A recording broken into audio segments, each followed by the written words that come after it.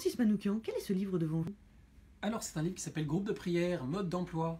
Parce que vous êtes peut-être comme moi, vous auriez aimé être une petite souris qui était présente au Cénacle avec les apôtres et la Vierge Marie pour comprendre qu'est-ce qui s'est joué pendant cette semaine avant que l'Esprit Saint souffle.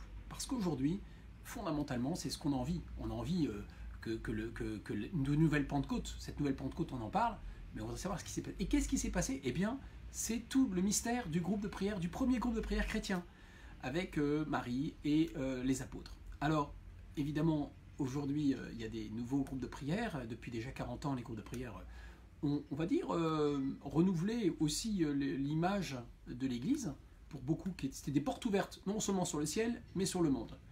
Et donc, ils ont fait un travail extraordinaire.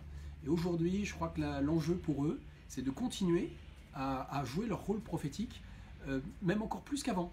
Un peu comme relais ou soutien des paroisses. Voilà, alors du coup, ce livre est essentiel pour ça. Parce qu'en 2 mots, qu'est-ce que vous dites dedans? Ah mais je ne vais pas tout dévoiler quand même.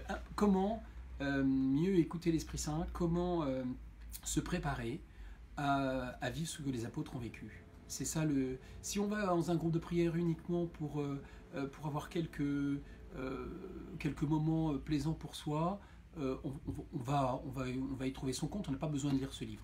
Si on veut aller au groupe de prière, ou monter un groupe de prière, ou accompagner un groupe de prière, pour brûler les cœurs de tous ceux qui sont autour de nous, alors là on a besoin d'un petit peu de formation, et on a besoin un peu de comprendre ce qui se joue, comment l'Esprit Saint va-t-il faire, et comment moi je peux me mettre au service de l'Esprit Saint pour aider à cette réalisation, qui n'est pas la mienne, qui n'est pas celle d'un autre, mais qui, collectivement, avec l'Esprit Saint, peut devenir extraordinaire.